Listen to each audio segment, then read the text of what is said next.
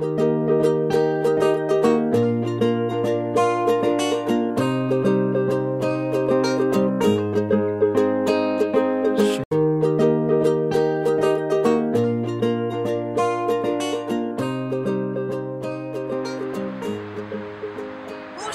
et bienvenue dans cette nouvelle émission d'Astro Vidéo. Nous sommes dans les jardins de Bercy, pas très loin de la passerelle Simone de Beauvoir avec juste derrière la bibliothèque François Mitterrand. Et puis nous avons une série de sculptures ici qui est vraiment très sympa. Ici j'ai choisi le Canada. Pourquoi? Parce qu'il y a un article de Jocelyn Morisson sur Mario Beauregard.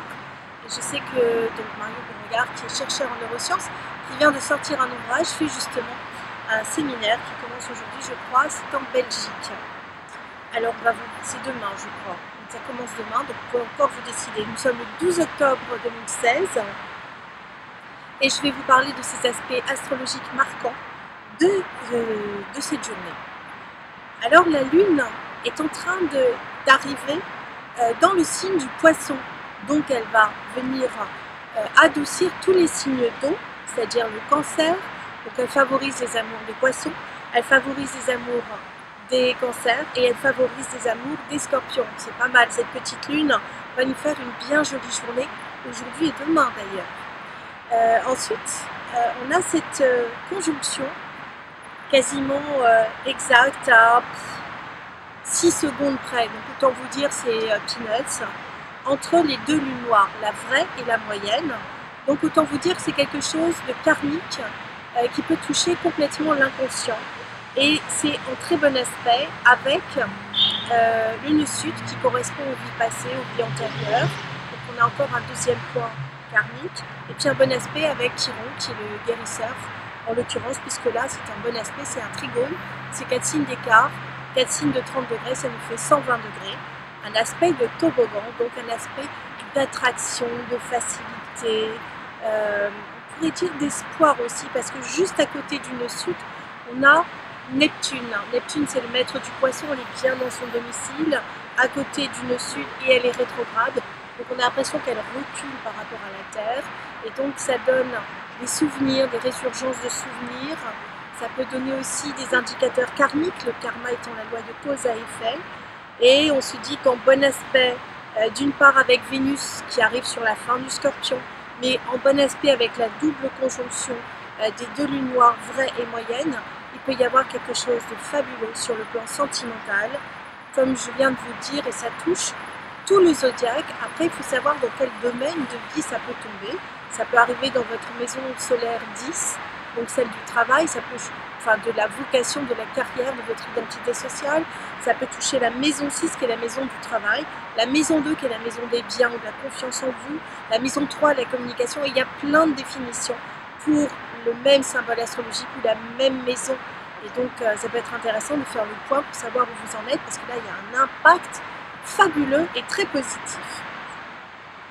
Alors en bon aspect avec la conjonction Neptune rétrograde, nœud sud, donc on peut se dire qu'il y a une grande envolée, un grand espoir, de la compassion, de l'amour romantique, en bon aspect avec la passion, passion avec Pluton. Pluton c'est le maître du Scorpion, vous savez, c'est un signe très chaud. Et juste à côté on a Mars, le symbole de l'amant, et tout ça c'est en bon aspect. Là on se dit, waouh, ça va chauffer, il va y avoir des enfants qui vont être fabriqués dans les jours qui viennent. Ça peut être intéressant. Alors on va parler évidemment de ce qui fâche, parce qu'il y a des choses aussi qui sont compliquées. C'est que Mars c'est quand même le maître du bélier, c'est le dieu de la guerre, c'est un peu l'agressivité, c'est celui qui va aller très vite. Il vient d'arriver dans le deuxième décan du signe du Capricorne, et il a envie d'aller plus vite que la musique. C'est vraiment ça. Et ça fait un carré avec la double conjonction Jupiter. Mercure qui est en train de se séparer. Alors il faut savoir que Mercure, c'est le maître du Gémeaux et aussi le maître de la Vierge. Et Jupiter, c'est le maître du Sagittaire. Les deux sont côte à côte. Jupiter, c'est la loi, c'est la magistrature, ça va être la chance, ça va être l'expansion, la grande bénéfique, ça va être l'envergure. Jupiter, ça va être le discernement, ça va être l'écriture, ça va être la plume, ça va être quoi d'autre encore, Jupiter, c'est le spécialiste, hein, celui qui va avoir un avis très précis et très documenté. Et juste à côté, on a Mercure qui est un signe de service, mais aussi de communication.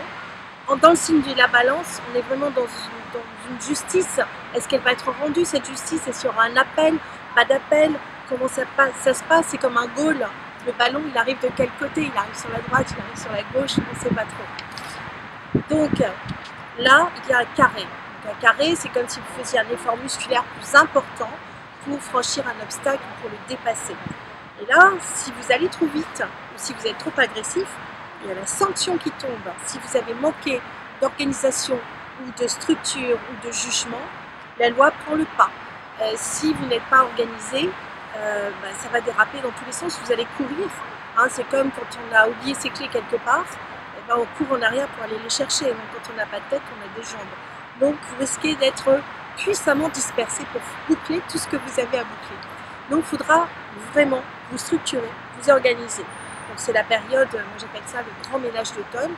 Ranger, jeter, trier, donner, revendre. Voilà, ça part d'un principe de feng shui très simple.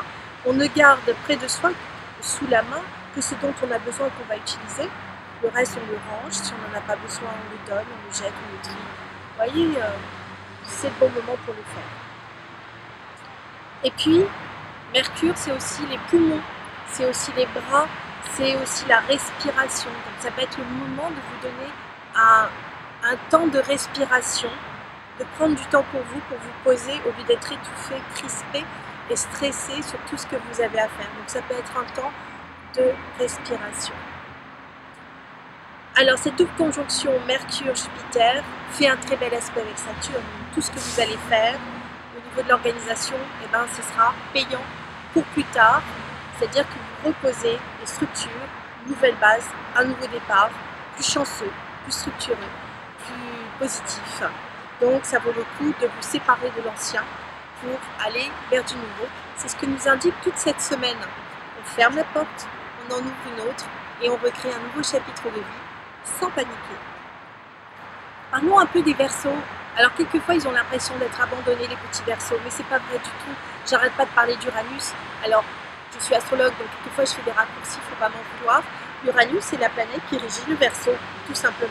Donc quand je parle d'Uranus, je parle forcément des Verseaux et automatiquement des Béliers, puisque Uranus est en Bélier, mais ça concerne donc les Verseaux. Et Uranus, on a juste à côté la part de fortune qui est le sentiment de joie. Donc il peut y avoir de la joie dans l'instant présent avec de l'humour, des traits d'esprit.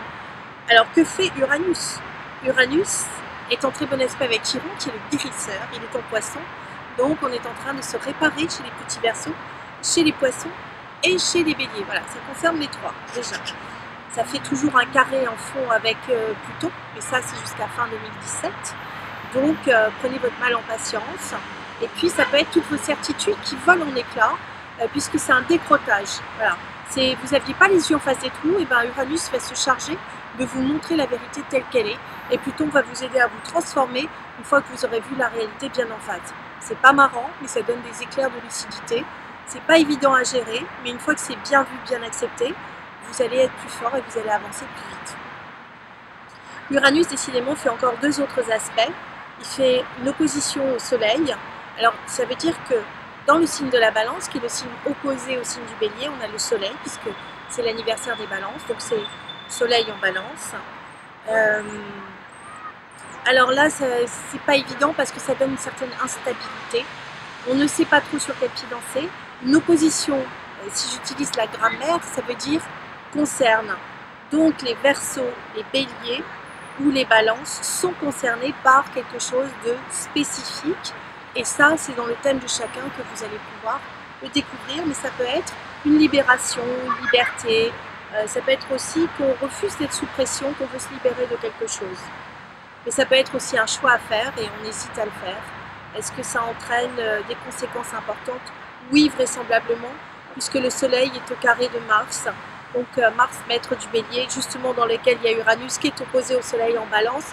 Je sais, je vais très vite.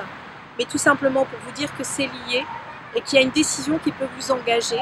Et il ne faut pas la prendre à la légère, il faut y aller de manière mesurée, parce que sinon vous risquez de vous fatiguer ou de vous stresser, ça ne vaut pas la peine. Et enfin, pour finir, Uranus fait un aspect d'ambiguïté quasiment exact, à quelques secondes près, avec Vénus, qui est le maître de la balance, justement. Donc on sait que les balances sont touchées par une décision à prendre. Est-ce qu'elle va être bonne ou pas bonne? Est-ce qu'elle concerne l'affectif ou pas? Puisque Vénus est dans le signe du Scorpion. Mais ça fait une ambiguïté. Alors une ambiguïté, on hésite. C'est comme la balance. Qu'est-ce qu'elle va faire? Elle se libère, elle y va pas. Qu'est-ce qu'elle fait? Donc c'est une incertitude. Et c'est là-dessus que je vais vous laisser. Je vous souhaite une très très bonne journée et je vous dis à demain pour une prochaine astro vidéo. On aura la suite de ces aventures palpitantes. Au revoir mes petits anges.